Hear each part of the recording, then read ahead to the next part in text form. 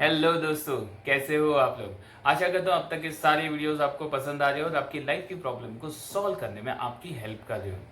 आज हम बात करेंगे अगले 4 चैप्टर्स के बारे में जो पावर ऑफ पॉजिटिव थिंकिंग इस बुक से है। सबसे पहला और important chapter, how to break a habit of worrying. हम चिंताएं बहुत करते हैं, हर एक छोटी छोटी चीज़ की हमें बहुत ज़्यादा चिंताएं होती है। इसलिए कहा जाता है कि चिंता और चिंता में सिर्फ एक अनुस्वार का फर्क होता है। तो हम जितनी ज़्यादा सोच कर हम सोचते रहते हैं, जिस चीज़ों के बारे में, छोटी छोटी चीज़ों के बारे में हम ज़्यादा से ज़्यादा सोचते हैं। जैसे कि अब ये कोरोना का ही टाइम ले लो। कोविड के टाइम में हर एक छोटी छोटी चीज़ भी हमें बहुत ज़्यादा सोचने पे मजबूर कर रही है। जैसे कि अगर किसी को सिर्फ छींक आ गई, क्या इसे कोरोना तो नहीं है, क्या इसे कोविड हुआ है, क्या क्या इससे कोविड के सिम्टम्स हैं।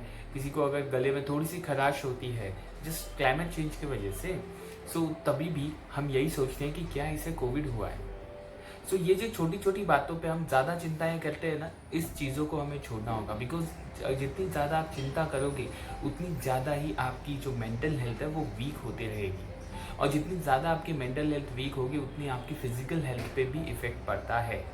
सो ये चीज़ समझ लीजिएगा कि जितनी ज़्यादा आप चिंताएं करेंगे उतने ज़्यादा आप बीमारियों की तरफ आगे बढ़ते जाएंगे और आपकी इम्यून पावर जो है वो धीरे धीरे कम होती जाएगी। एक ही चीज़ ध्यान में रखिएगा कि आपको आपकी चिंताओं पे अंकुश लगाना होगा। बिकॉज अगर जितनी ज़्यादा आप चिंता करते रहेंगे उतनी आपकी मेंटल हेल्थ बिगड़ती। सो चिंता मत कीजिए। अगले चैप्टर में ऑथर ये कहते हैं कि आपको आपकी जो बेसिकली पर्सनल प्रॉब्लम्स है उसी सॉल्व करने की पावर होनी चाहिए। So power of solving a personal problems. आपकी बहुत सारी पर्सनल प्रॉब्लम्स होती हैं, हम हमारी प्रॉब्लम्स हर जगह पे बताते रहते हैं, पर उस प्रॉब्लम से हमें उसका सोल्यूशन नहीं मिलता, जैसे हमें सिंपैथी मिलती है। और उस प्रॉब्लम को सॉल्व करने के लिए आपको खुद को इनिशिएटिव लेना ज़रूरी होगा। एग्जाम्पल के तौर पे मान लीजिएगा कि आपका परफॉर्मेंस जो है आपके ऑफिस में वो थोड़ा सा वीक हो गया है। तो ये आप सबको बताते रहेंगे कि यार मेरा परफॉर्मेंस वीक हो गया है, मैं क्या करूँ, मेरा परफॉर्मेंस वीक हो गया, मैं क्या करूँ। बट इसका सोल्यूशन आपके अंदर ही है। आपको ये सोचना ज़रूरी है कि ये मेरा परफॉर्मेंस जो वीक हुआ है, is it because of mental health और it is because of the physical health. So मैं अगर 8 घंटे यहाँ पे काम करने वाला हूँ तो क्या कौन सी चीज़ें जो है मेरी जो माइंड को अफेक्ट कर रही है जिसकी वजह से कि मेरा मेंटल हेल्थ वीक हो रहा है, और क्या ये 8 घंटों में मैं अपना खाना पीना प्रॉपर रख रहा हूँ जिसके वजह से मेरी फिजिकल हेल्थ इंपैक्ट नहीं हो रही है। सो ये आपको सोचना ज़रूरी है कि आपके कौन से स्किल सेट्स की वजह से या कौन से इश्यूज़ के वजह से आपकी ये पर्सनल प्रॉब्लम्स हो रही हैं। तो ये प्रॉब्लम्स को आपको ओवरकम करने के लिए आपको सबसे इम्पॉर्टेंट चीज़ होगी कि आप शांत रहिए। Keep calm, the problem will give you solution itself. बहुत पुराने बुद्धिस्ट मंक ने कहा था, if you run behind the problem, problem will be away from you, but if you run from a problem, the problem will always there with you. So अपने problem से भागिए मत। अगर आपको कोई भी प्रॉब्लम्स होती हैं, उस प्रॉब्लम्स का सॉल्यूशन ढूंढने में आपका माइंड ही आपको हेल्प करेगा। सो कीप काम, और जितना ज़्यादा हो सके उतनी अपनी मेंटल हेल्थ पे फोकस कीजिएगा। जितनी मेडिटेशन कीजिए, शांत रहिए। जितना गुस्सा आ रहा हो आपको, अपने गुस्से को आपको कंट्रोल करने की ज़रूरत है। अगर ऑथर अगले 2 चैप्टर्स में भी यही कहते हैं, अगर आप आपके गुस्से को कंट्रोल रखते हो तो आपको उससे होगा फ़ायदा ये कि आपका ज़्यादा से ज़्यादा माइंड जो है वो रिलैक्स होगा, और सबसे ज़्यादा इम्पॉर्टेंट आपकी जो पूरी बेसिकली नॉलेज है उसे आप यूज़ कर पाते हो। सबसे इम्पॉर्टेंट जो आपकी पूरी नॉलेज है उसको आप अच्छे से यूज़ कर पाते हो, जस्ट बिकॉज आपका दिमाग शांत होता है। इसलिए सो जितना ज़्यादा आप अपने एंगर पे कंट्रोल रखोगे उतना ज़्यादा से ज़्यादा आप आगे बढ़ते सकते हो, और जितनी ज़्यादा आप पॉजिटिव थिंकिंग करोगे उतना ज़्यादा आपको फ़ायदा होगा। से कुछ वीडियोस देख के मेरे एक दोस्त ने मुझे कहा था कि भाई पॉजिटिव थिंकिंग की बातें करना बहुत ईजी है, बट यही पॉजिटिव थिंकिंग हमेशा अपने साथ में रखना और इससे आगे बढ़ते रहना बहुत डिफ़िकल्ट होता है।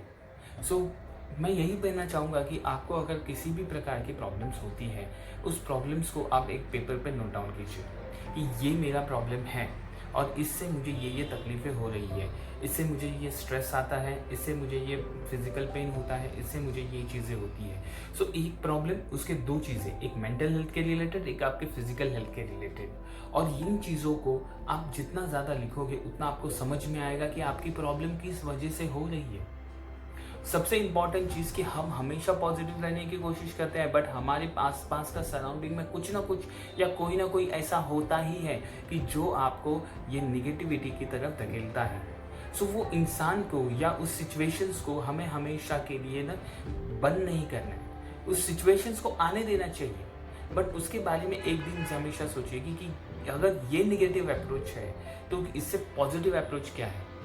सिक्के के हमेशा दो बाजू रहते हैं, एक होती है एक पॉजिटिव भी होती है, एक नेगेटिव भी होती है। तो दोनों सिक्के की बाजू जो है ना वो देखना शुरू कीजिए, तब आपको पता चलेगा कि पॉजिटिव थिंकिंग से आपकी कितनी ज़्यादा अच्छी ग्रोथ हो सकती है। ग्लास आधा भरा भी होता है और ग्लास आधा खाली भी है। सो आप क्या देखते हो कि दो अप्रोच रहते हैं, एक अरे ग्लास तो आधा भरा हुआ है, अरे ग्लास तो आधा खाली है। सो दो निगेटिव है, एक निगेटिव अप्रोच और एक पॉजिटिव अप्रोच, बट इसमें भी आप आपका अप्रोच जो है पूरी तरह से चेंज कर सकते हो। सबसे पहला, ग्लास आधा भरा हुआ है जिससे मेरी प्यास बुझ सकती है। दूसरा अप्रोच, ग्लास आधा खाली है, इसे मैं और अच्छे से कुछ अच्छा चीज़ें मिला के इसको भर सकता हूँ। सो अगर आपके पास कुछ एम्प्टीनेस है तो उसे भरने की कोशिश कीजिएगा, अलग अलग आपकी हॉबीज़ के द्वारा, आपकी जो स्किल सेट्स है उसके द्वारा। आपको हमेशा पॉजिटिव रहना ज़रूरी है। एक स्माइल कीजिए चेहरे पे और आगे बढ़ते रहिए। और एक सबसे इम्पॉर्टेंट चीज़, आपको अगर पॉजिटिव रहना है, अगर आपको पॉजिटिविटी अपने अंदर लानी है तो सबसे इम्पॉर्टेंट चीज़ कीजिए, जब भी आप सुबह उठते हो ना, मॉर्निंग में अपने आप को आईने में देख के एक अच्छी सी स्माइल लीजिए, और जब ये अच्छी सी स्माइल आप देते हो, इसे ही बरकरार रखिए। आपकी टूथपेस्ट खत्म हो जाए, नो प्रॉब्लम, हंसते रहिए। ट्रैफिक मिले, हंसते रहिए, मुस्कुराते रहिए, खुश रहिए। नेक्स्ट टाइम आपके साथ ये नहीं होगा, ये सोचिए। आज हो गया ठीक है, कल नहीं होगा। और हमेशा शुक्रगुजार रहिए उस ऊपर वाले का कि आज आपको ये दिन आपको मिला है। बिकॉज ये कोविड के सिचुएशन में पता नहीं कब किसको क्या हो सकता है यार। ये आज हमारे साथ है, कल को हमारे साथ ना है। सो शुक्रगुजार बनिए उस ऊपर वाले का, जिससे कि आपको ये इतनी अच्छी सेहत मिली है, इतनी अच्छी दिन मिले हैं, इतना अच्छे आपको परिवार मिला है। So thank you so much for watching, keep listening. अगले 4th पार्ट में आपको लास्ट के 4 चैप्टर्स के बारे में मैं बताऊंगा। Thank you so much.